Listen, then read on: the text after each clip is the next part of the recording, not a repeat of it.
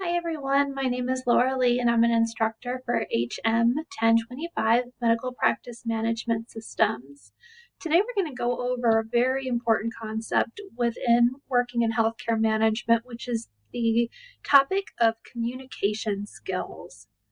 And this really impacts all parts of your life, whether it's your professional life and how you're interacting with patients or how you're interacting with coworkers, or also your personal life as well. These are all great tips to use. So first, let's talk about the importance of communication.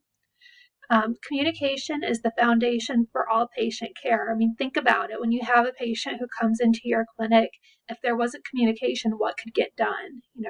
Nothing really, unless you're maybe doing phlebotomy or something like that, or x-rays. Talking to the patient, finding out how they're doing, what's wrong with them,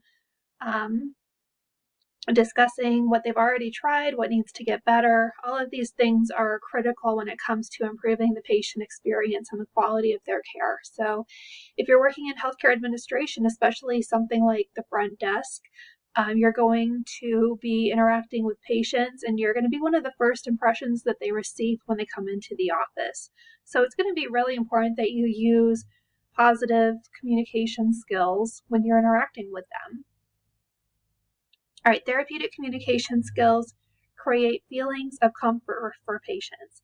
And I know we've all been to the doctor's office where we've been a little bit nervous probably before.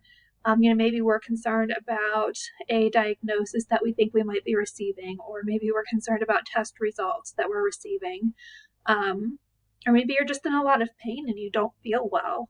So therapeutic communication skills help create feelings of comfort for patients. So when we talk about communication, I want you to think not only about the most efficient way to get your message across, but also think about how you're really making the patient feel when they're there in the office with you.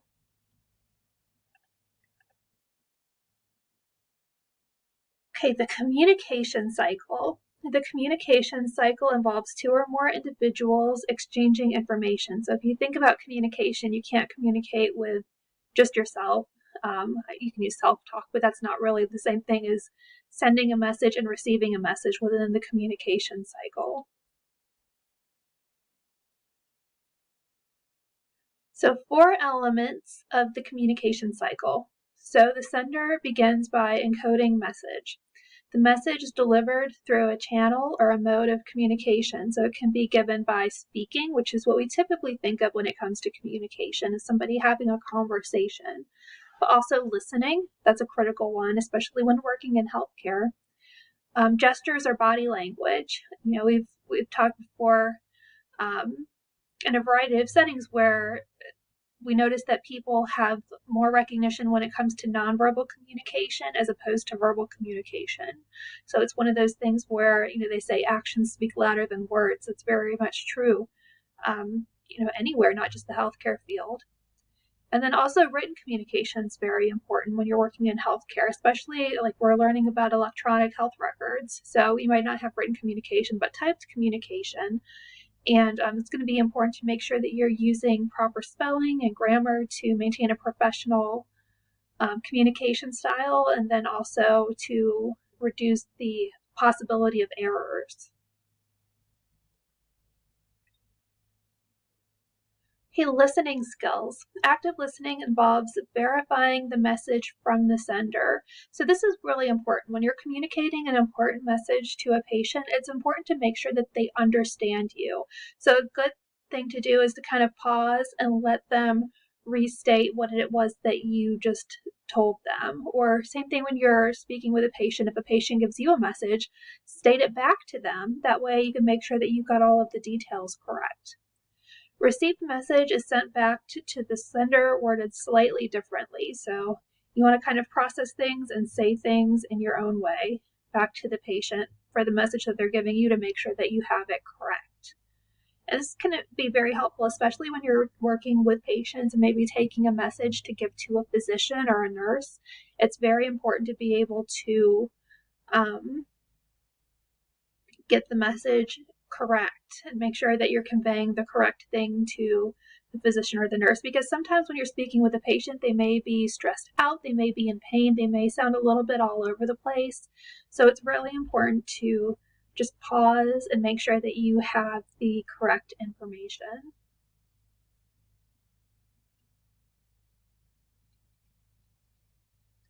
So these are the 5 C's of communication. You want to make sure that your communication is complete, that you are getting the message across, that everything is going through, that you want to make sure that your message is clear. This is a big one.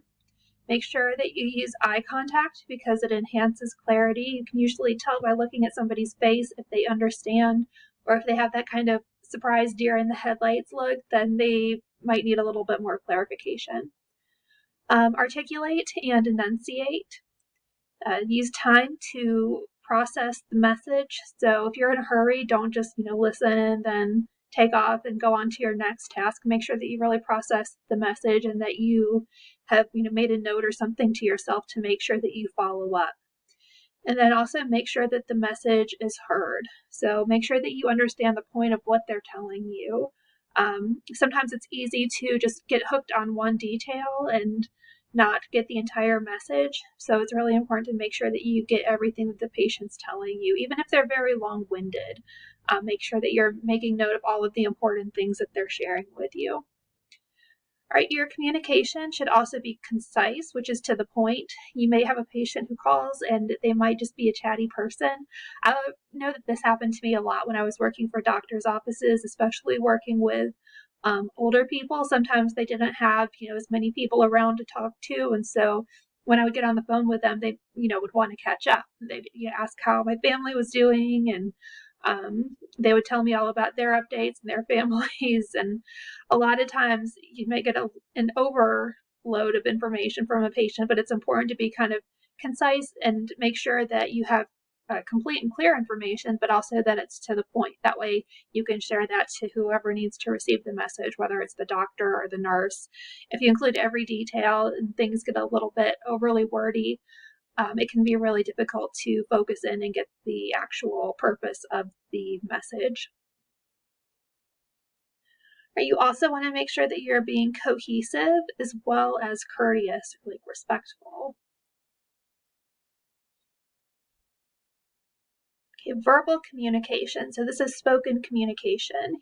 You want to make sure that you have good patient skills that help establish rapport with patients. Call patients by their full names. Encourage patients to verbalize their feelings. So you may notice this is something where you need to stop and take a moment to pay attention to the nonverbal cues. So maybe you're talking to a patient and you're asking them questions and they're telling you about how they're feeling. It's important to take a moment to kind of stop if you feel like, they might say, oh, I'm fine, but you notice in their face that maybe they look very sad or maybe they look like they're in pain. It's good to stop for a moment and say, are you sure you're fine? You look a little bit upset or something like that, just to kind of help them open up a little bit more. And because a lot of times patients know that, your office might be in a hurry and they might not want to burden your staff with a lot of information or take a lot of their time up, but it's important to stop and give them a few moments to talk and get everything out and make sure they know that they're cared about and that your goal is for them to feel better. That's a big part of therapeutic communication. Even if we're not the ones treating the patients, if you're working on the administrative side, there's still a lot of things that you can do to help comfort patients and make them feel better. So this allows patients to make practical applications to their health needs.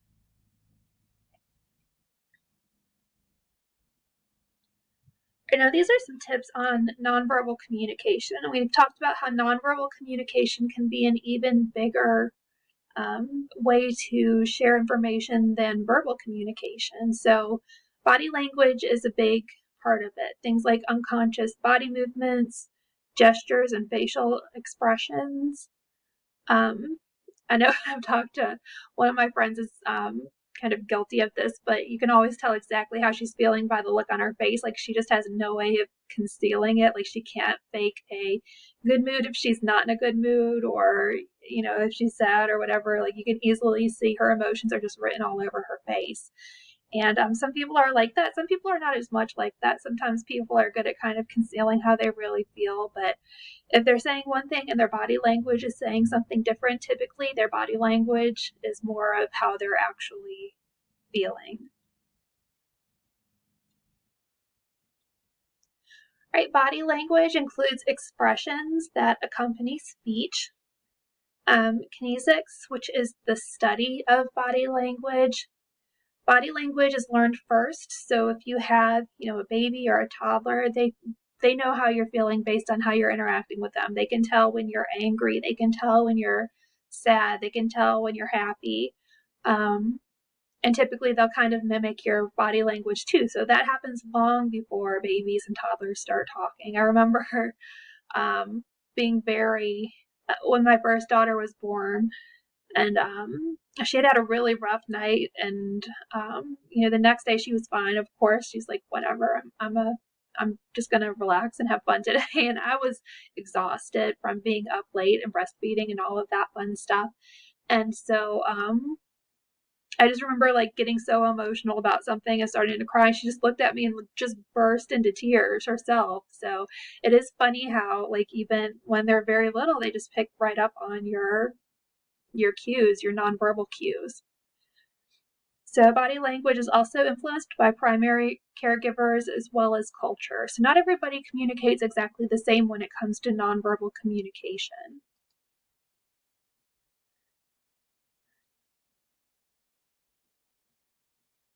All right, so feelings and emotions are communicated through nonverbal means.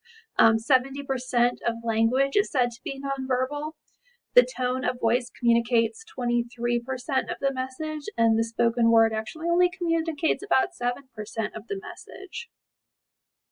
So you can hear a lot more about, what's going on when you're communicating with body language as opposed to actually what's being spoken. All right, so posture relates to the position of the body or parts of the body, and it involves at least half of the body. So, if you have a patient who's maybe slumped over and sitting up in their chair, maybe they're in pain or maybe they're very tired, as opposed to if they're sitting up and if they're alert, they're probably feeling pretty well.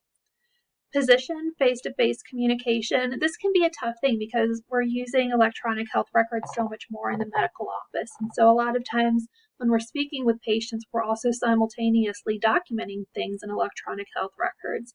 And it's really important to stop and pause and just face your patients when they're talking to you and listen to them. It can be really tempting to just sit there and to be in a hurry and just enter the information into their electronic health record. Or even writing in a paper chart if you're using paper charts, and not, pay attention to their nonverbal cues in their communication. So it's really important to stop and pay attention to those types of things.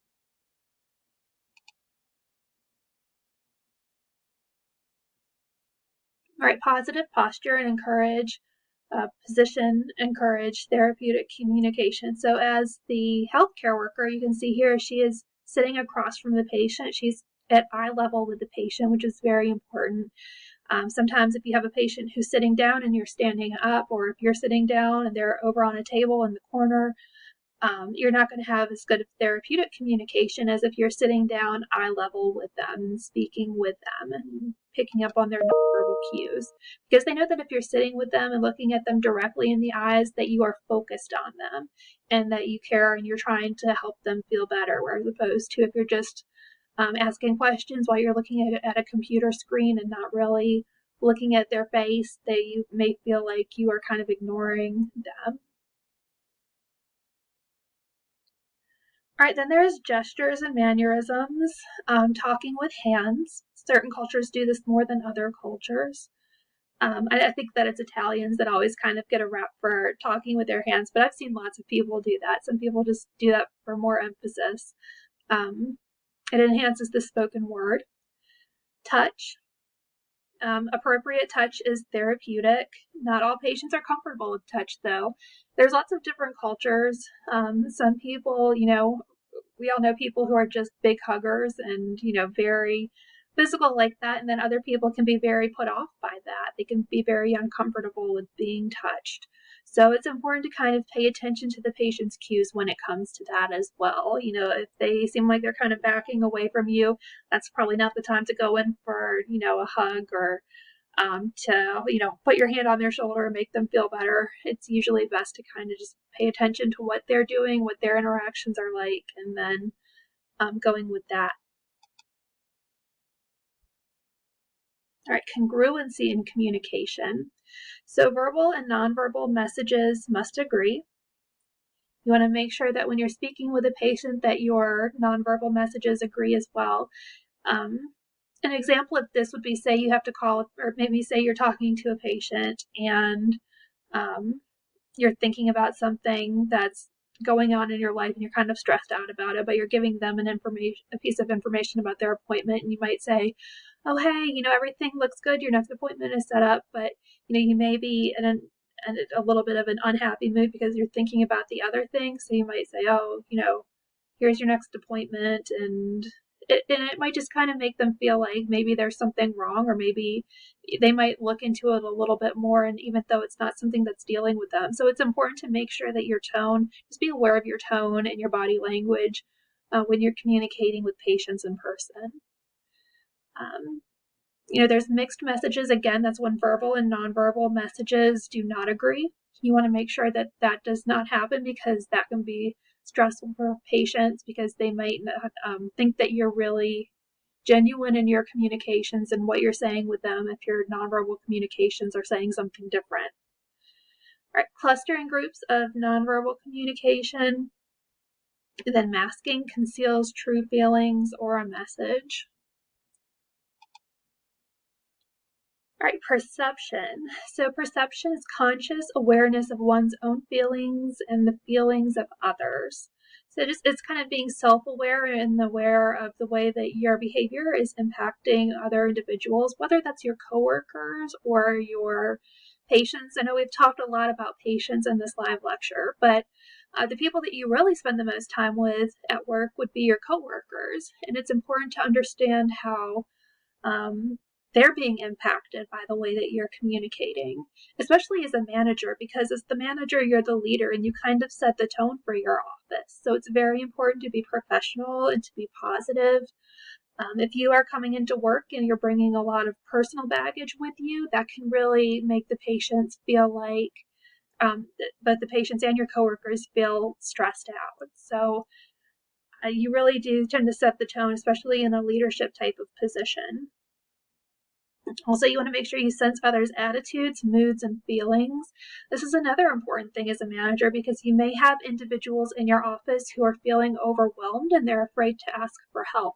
And it's really important to make sure that your employees know that you're easy to talk to and that you're approachable, because you want them to come to you if they're having problems or if they're uncomfortable with the situation, because you don't want errors to happen. You don't want that to impact patients. So you want to make sure everybody is doing as well as you can possibly help them with. And it's not possible to make everybody feel positive all of the time, but it really should be something that when you're working in the healthcare field and management that you should be aware of within your communication. Follow perceived assessments as with verbal validation.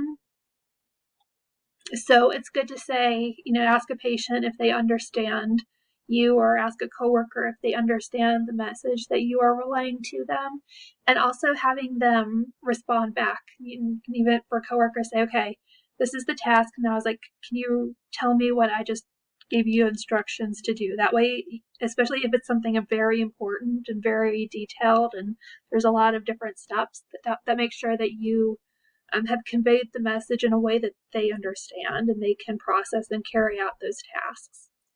It can also be easy to be misinterpreted. So if you don't have congruency in communication, if your words and your actions do not match up.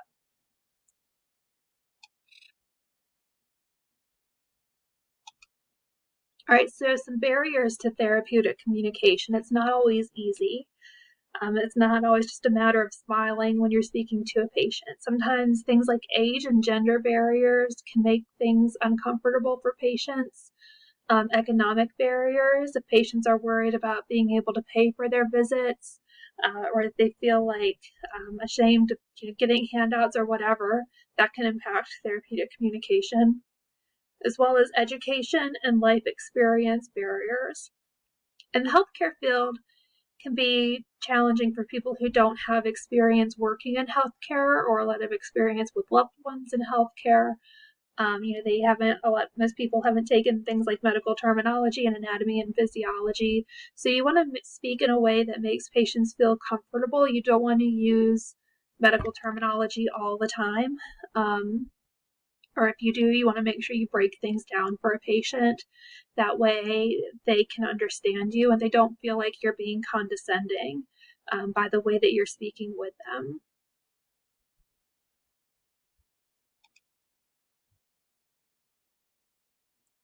Right, other barriers include bias and prejudice barriers. There's been a lot of talk in the news and things recently. Really always, but things like different communities can have a lot of different issues when it comes to racial discussions right now. So, and people just might feel judged, especially if you're working with a culture who is not a majority in your area. If you're working with certain minorities, and it could be people who come from a different country and they speak a different language as their primary language, they might be uncomfortable in the office. They might feel like you have certain biases and prejudices. And really, everybody comes into a situation with biases and prejudices. And they all vary just based on personal experiences with other races, other religions, other socioeconomic statuses. So it's really important to kind of be aware of those biases and to not let those impact your communication when you're dealing with patients or your coworkers.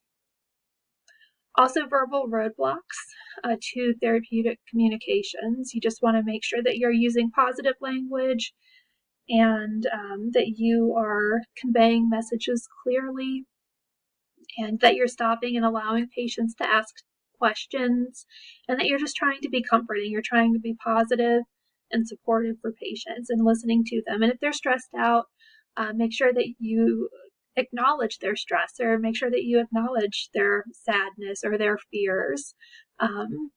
We focus a lot on being positive and smiling and being upbeat, but sometimes patients have very legitimately sad things going on with their conditions, their health conditions, or their loved one's health conditions. So it's important to give them time to think and kind of vent and share their concerns about things. You don't always want to be overly positive, because that can seem like you're kind of undermining their feelings a little bit. You want to make sure that you are relating to what it is that they're speaking to you. So establishing multicultural communication. The patient must trust the professional, and this is all patients, again, regardless of age, gender, religion, sexual preference. So you want to make sure that you build trust to include trust, conveying empathy, and empathy is kind of putting yourself in their shoes and trying to feel what they're feeling, showing respect, being genuine, and also active listening. And again, some good ways to show that you're actively listening are maintaining good eye contact and then kind of repeating what it is that the patient says to you to make sure that you get all of the details correct. All right, and then there's the citation for this lecture. So I hope that this was helpful for you in talking about communications and how you would interact with patients, and just take a few moments, to think about recent communications that you've had at your doctor's office. Were there things that made you feel a lot better? And if so, how did those professionals make you feel a lot better? Or if there were things that made you feel uneasy or scared or concerned, what were those things? Maybe you were working with a nurse and they said something that made you feel like they didn't really understand a certain issue or something like that. It's important to just stop and consider how your interactions are going to make patients feel based on what you experience. So everybody knows what makes them feel better or what makes them feel worse. So just consider those, especially when you're working as a healthcare manager, and think about how your communication style will impact your office. Will it make it better? Will it make it stronger? Or could it make it a toxic work environment? I've had managers before where it felt like as an employee you couldn't really trust them, or maybe you felt like they weren't as knowledgeable as they should have been regarding their job and operations and things like that. So it's important to, again, consider how you're communicating with others whenever you are working in the field of healthcare management. So I hope this was helpful. If you have any questions regarding this topic of communication skills, please do not hesitate to reach out to your instructor, and have a great week.